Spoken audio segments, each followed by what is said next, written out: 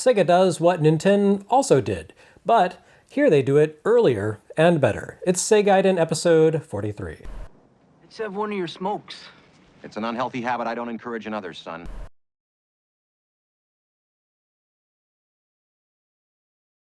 This week we have two games that have already appeared on NES Works.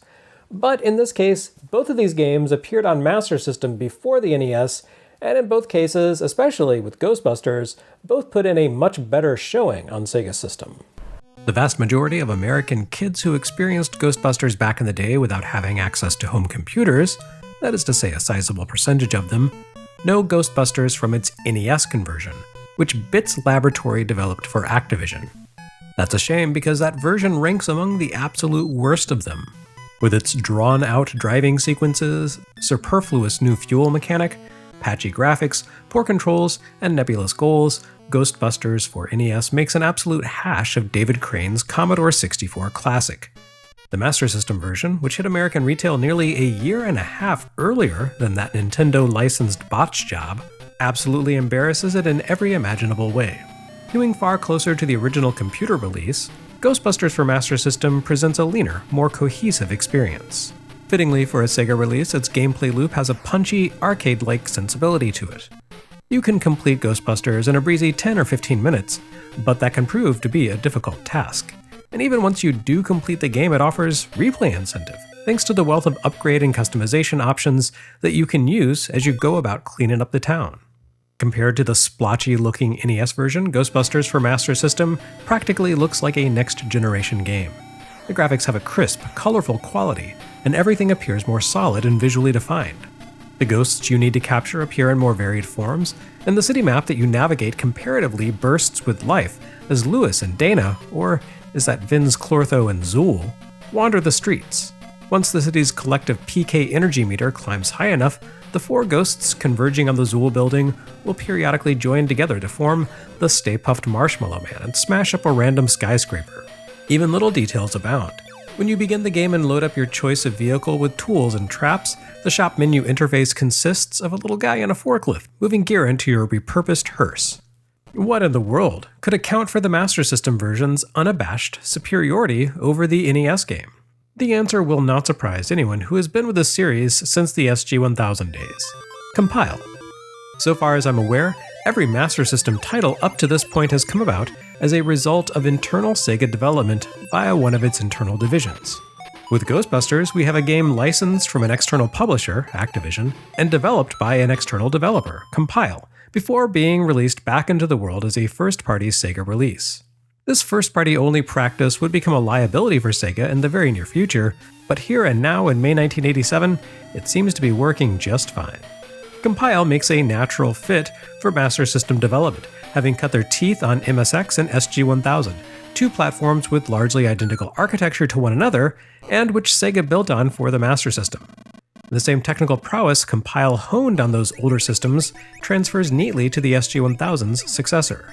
But the real appeal of this Ghostbusters doesn't come from its sharp visuals and smooth play, though speaking as someone who has suffered through the NES version several times, I guarantee they count for a lot.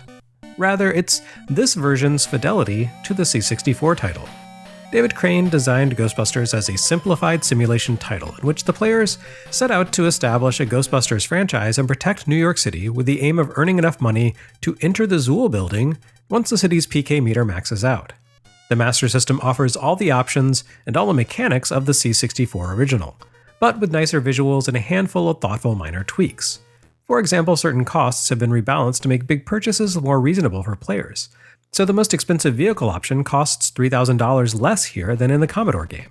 Yes, vehicle option. If you only know Ghostbusters from NES, you'll be quite astonished when you launch this version and find yourself confronted with the need to pick out a car to get started. Although you don't do nearly as much driving here as on NES, and thank God for that, the vehicle you choose for your franchise determines how quickly you reach your destinations and how much gear you can carry. Ultimately, Ghostbusters consists of a race against time as you try to catch ghosts around the city, deposit them back at HQ for cash, and upgrade your vehicle as needed. So having a zippier vehicle greatly improves your money-making potential.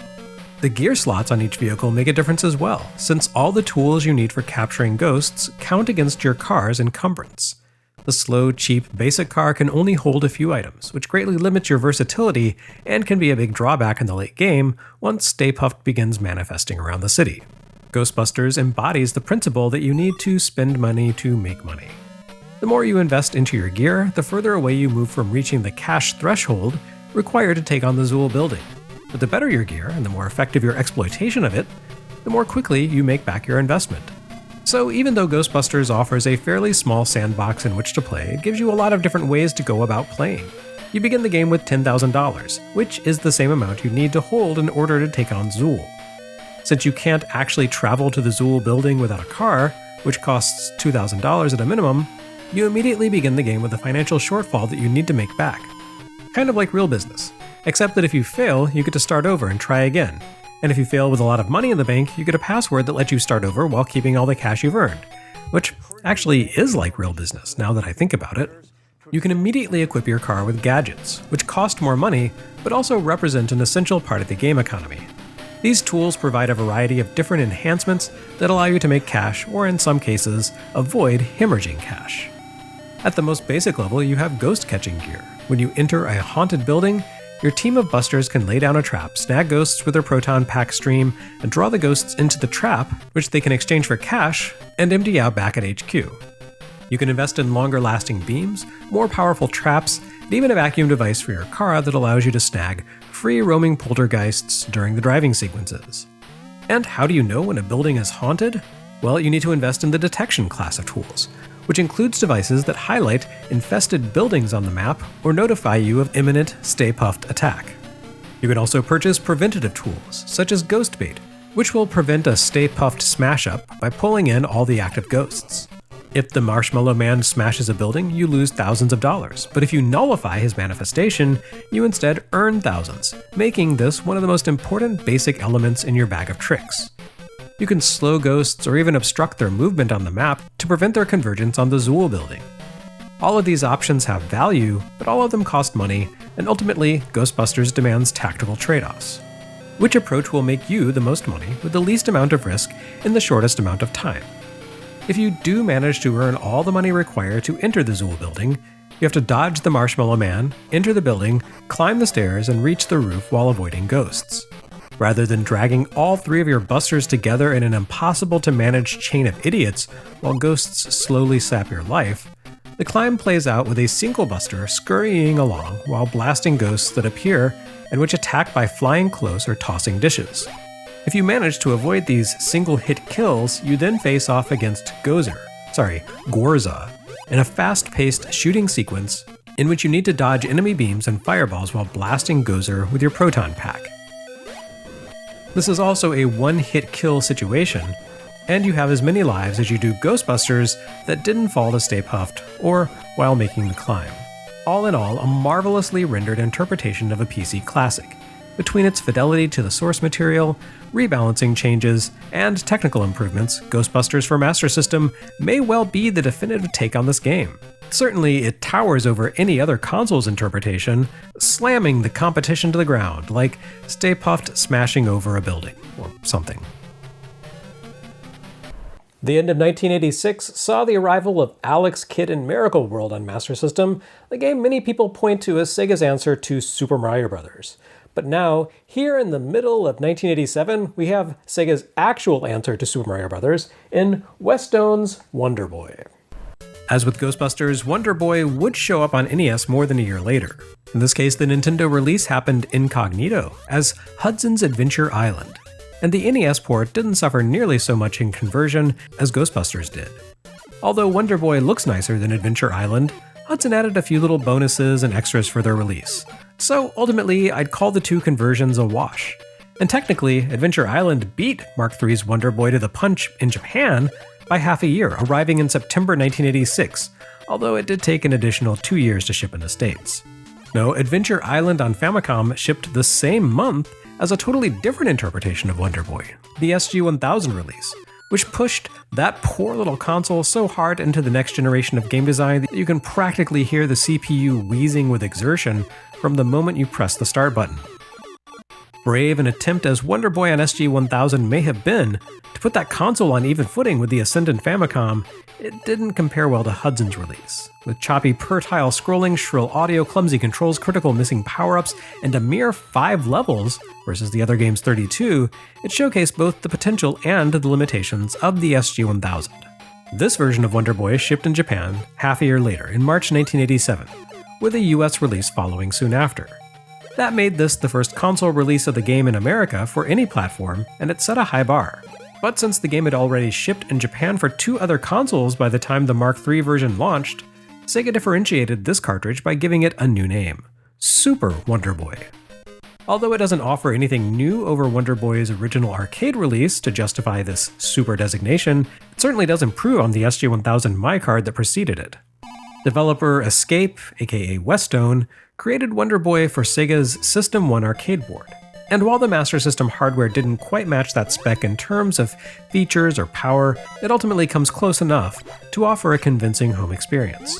Wonder Boy on Master System looks and plays the part with vibrant, detailed visuals, catchy theme music, and faithful controls and physics. It's a little floatier and less nuanced than Super Mario Bros., but it feels far more responsive and cooperative than Alex Kidd did. And here the Super Mario Bros. Comparisons are fully warranted, since Westone unabashedly set out to create a Mario killer, or at least rival, with this creation. This is the 4th time I've explored this particular game on this channel. Don't forget about the oddly named Revenge of Drancon for Game Gear, which directly ported this release while cropping out about half the pixel information in order to fit within that system's smaller resolution. So I don't need to belabor the point. Wonder Boy is the Mario clone that people accuse Alex Kidd of being, and it's a pretty convincing one at that.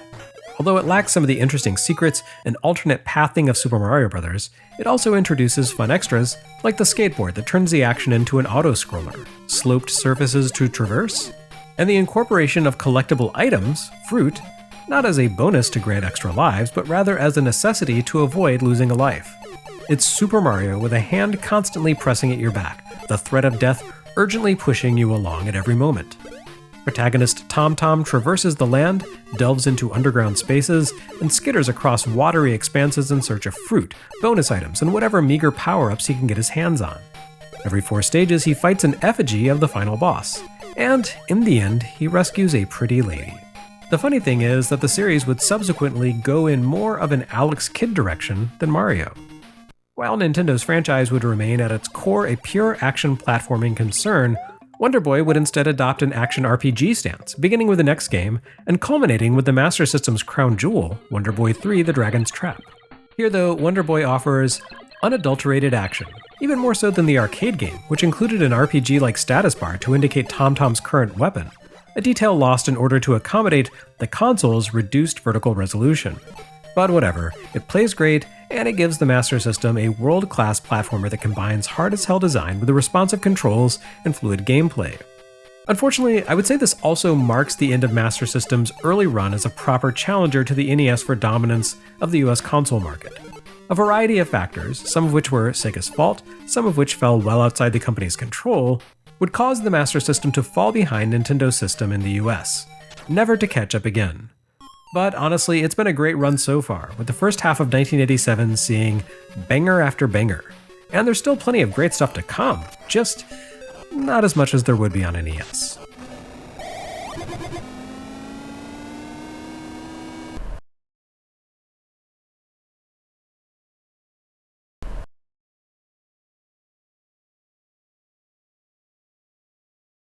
Next time on Segaiden, the flaws in the Master System's battle plans for the console wars begin to show.